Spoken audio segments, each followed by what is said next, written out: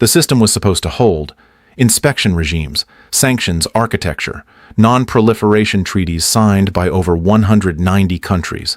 The entire framework of post-Cold War nuclear governance was built around one principle: that no new state would reach weapons-grade enrichment without triggering a coordinated international response. Iran has enriched uranium to 89% purity, confirmed by International Atomic Energy Agency inspectors. The weapons threshold is 90%. The system has not responded. That is not a detail. That is the story. HI viewers, do you think the world's response to Iran's 89% enrichment has been adequate, or has the system already failed? Drop your answer below.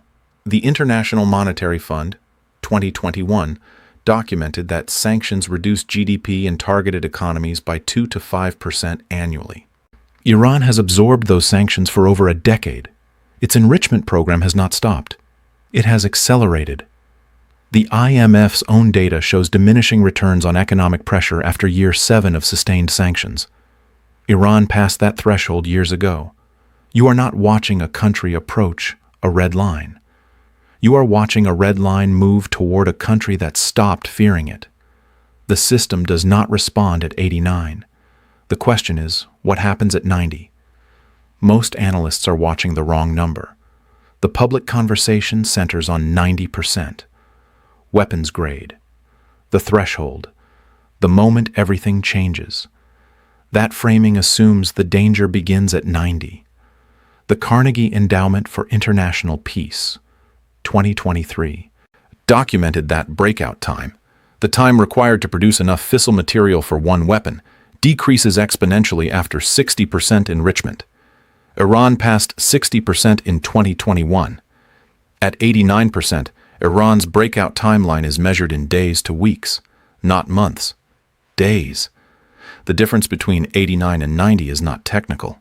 It is political. You do one of two things at this stage.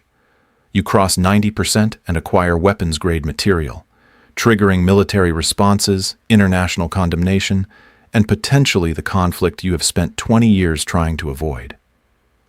Or you hold at 89% indefinitely and extract maximum strategic leverage from a position that no existing international framework knows how to resolve. Option B generates something more valuable than a weapon. It generates permanent uncertainty. And permanent uncertainty reprices every calculation made in Tel Aviv, Washington, and Riyadh simultaneously. Goldman Sachs, 2023, documented that geopolitical risk premiums can raise oil prices by 10 to 20% without any physical supply disruption. Iran has produced that premium without crossing the line. The real power is not crossing it. It is controlling when you can. 2 nuclear programs, same decade, completely different outcomes. One program builds a weapon, tests it, and announces it. The response is immediate. Sanctions, isolation, and decades of economic contraction. North Korea completed its program. North Korea's GDP per capita sits below $2,000 annually, according to World Bank estimates, 2022. The second program stops one step before completion. It accumulates enriched material. It expands centrifuge capacity. It builds delivery systems, but it never crosses the final threshold. That program extracts negotiating leverage, sanctions relief cycles, and regional influence, without triggering the military response that completion would guarantee. Iran chose the second model. Completion invites response. Proximity creates leverage without consequence. The IAEA, 2024, confirmed Iran operates advanced IR-6 centrifuges at Fordow, a facility buried under 80 meters of rock, specifically engineered to survive the munitions designed to destroy it. The stockpile is sufficient for multiple devices. The delivery systems are operational. The Khaybar-Shakan ballistic missile, tested in 2022, carries a range sufficient to reach Tel Aviv. Iran has not built a weapon. Iran has built the architecture of a weapon and stopped. That distinction is worth more strategically than the weapon itself would be. This is not incompletion. This is design. You have the strongest military alliance in the world. You cannot guarantee success against one underground facility. The Center for Strategic and International Studies, 2022, assessed that hardened nuclear facilities like Fordow require specialized penetrating munitions with uncertain success rates against targets at depth exceeding 60 meters. Fordow sits at 80 meters. The GBU-57 massive ordnance penetrator, the weapon with the best probability of reaching that depth, is a United States Air Force asset. Israel does not own it. This means any Israeli strike on Fordow either requires American authorization or accepts incomplete destruction. Incomplete destruction of a nuclear facility does not end a program. It delays it, while triggering the full Iranian retaliation that a successful strike might have deterred. Iran spends millions. The response costs billions. Escalation risks trillions. You do one of two things. You strike anyway and accept incomplete results, triggering Iranian retaliation across multiple theaters: Iraq, Syria, the Gulf states, and potentially maritime disruption. Or you wait for a cleaner window that the architecture at Fordow was specifically designed to ensure never arrives. The Pentagon, according to defense budget documentation reviewed by the Congressional Budget Office 2023, estimates that sustained operations against dispersed, hardened nuclear infrastructure cost exponentially more per strike than the original construction of that infrastructure. Iran built a trap, and the trap is working. One decision in Tehran, one military response, 20% of global oil supply at immediate risk. The U.S. Energy Information Administration, 2023, confirmed that approximately 20 million barrels of oil transit the Strait of Hormuz daily. That figure represents roughly 20% of total global petroleum consumption. There is no alternative route for the majority of this volume. The strait is 33 kilometers wide at its narrowest navigable point. Iran has explicitly stated in official government communications cited by Reuters, 2023, that disruption of Hormuz transit is among its direct response options if its nuclear facilities are attacked. This is no longer regional. This is systemic. A 10% increase in oil prices transfers over $100 billion annually from energy importing nations to exporting states. According to the International Energy Agency 2023 Global Oil Market Report, a Hormuz closure, even temporary, would not produce a 10% increase. Analysts at J.P. Morgan 2023 projected that a serious interdiction scenario could push crude prices above $150 per barrel within 30 days. Some models reach $200.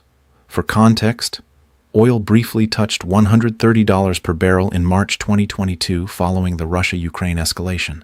That single price event contributed to inflation rates across G7 economies reaching their highest levels in 4 decades, according to OECD reporting 2022. Iran does not need to close the strait permanently. It needs to close it long enough for the damage to be irreversible. The economic consequences arrive before the conflict ends. The Nonproliferation framework was not built to handle near-nuclear states. It was built to handle violators. The distinction matters. A violator crosses a line and faces consequences. A near-nuclear state parks itself permanently before the line and extracts benefits from both sides, threatening enough to generate leverage, restrained enough to avoid the full response that crossing would trigger. IAEA inspection protocols, as documented in the agency's 2023 Annual Safeguards Report, are designed to verify declared nuclear activities and detect diversion of declared materials. They are not designed to resolve a situation where a state openly enriches to 89% while maintaining technical compliance with selective aspects of its commitments. The system reacts to violations, not to positioning, and positioning is now the strategy. 3 weeks after Iran confirmed 89% enrichment, the UN Security Council convened emergency consultations. The consultations produced a joint statement. The statement expressed concern. Iran's centrifuges continued operating. The institutional lag between enrichment acceleration and governance response has grown from months to years. The Stockholm International Peace Research Institute, 2023, reported global military spending exceeded $2.2 trillion, the highest level ever recorded. Nations are spending record amounts on defense while the frameworks designed to make that spending unnecessary are failing in documented, measurable ways. Nothing changes, except everything already has. One country reaches nuclear threshold. Others observe the outcome. Some draw conclusions. Saudi Crown Prince Mohammed bin Salman stated publicly in 2018, in remarks cited by Reuters and confirmed by multiple intelligence assessments, that if Iran develops a nuclear weapon, Saudi Arabia will pursue one as well. That statement was made when Iran's enrichment stood at 20%. Iran is now at 89%. Saudi Arabia has not retracted the statement. Turkey has expanded its nuclear energy infrastructure and has publicly discussed indigenous enrichment capability, according to reporting by the Nuclear Threat Initiative 2023. Egypt has initiated a civil nuclear program with Russian technical assistance. The United Arab Emirates commissioned the Arab world's first operational nuclear power plant in 2021. This is no longer about Iran. You do one of two things at the regional level. You accept a nuclear threshold Iran and watch Saudi Arabia, Turkey, and potentially Egypt begin their own deterrence calculations, producing a Middle East where 4 or 5 states maintain near-nuclear capability simultaneously. Or you act to prevent Iranian threshold status and trigger the conflict scenario with Hormuz, regional proxy activation, and energy system disruption already described. Both options are deteriorating. Both options were better 6 months ago than they are today. The Stockholm International Peace Research Institute, 2023, noted that the number of states actively expanding nuclear capability or conducting nuclear-related research has increased for 3 consecutive years. The balance shifted. The question is when others act on it. No war has started. The prices are already moving. Oil risk premiums. Tanker insurance rates in the Persian Gulf. Energy futures repricing across Asian and European markets. Emerging market currencies weakening against the dollar as capital rotates toward perceived safety. These are not forecasts. These are transactions that have already cleared. Markets do not wait for confirmation. They price probability. The probability has changed. 89% creates pressure. 90% forces decisions. At 90%, ambiguity collapses. The international community can no longer defer. Military planners can no longer wait for a cleaner moment. Financial markets can no longer price this as a tail risk. Every actor that has been holding their position, Israel, Washington, Riyadh, the oil market, moves simultaneously. That simultaneous movement is the actual danger, not the weapon. The cascade of responses to the weapon. Your grandfather lived through conflicts shaped by systems he never saw. The Cold War deterrence architecture, the oil embargoes, the proxy wars funded through mechanisms that never appeared on any government balance sheet. He paid the economic cost in inflation, in rationing, in the slow erosion of stability that governments called peacetime. Your father absorbed those consequences and called it geopolitics. The structure was already in place before you were old enough to question it. Now you are watching Iran hold the world at 89%, and the machinery is moving again. Global power does not depend on conflict alone. It depends on the systems that make conflict profitable. The enrichment program costs Iran hundreds of millions. The leverage it has generated in global risk markets is worth hundreds of billions. The strategic position it holds over Washington, Tel Aviv, and Riyadh has no price. It reshapes negotiating tables, moves military assets, and reprices your fuel and your food without a single warhead being deployed. This is not about uranium. This is about who controls the conditions under which decisions get made. This is WarNomix. We exist to examine these systems before they finish their work, to identify the patterns that determine financial and strategic outcomes long before those outcomes arrive on your doorstep dressed as breaking news. The ledger always balances. It has balanced in the same direction for 3 generations.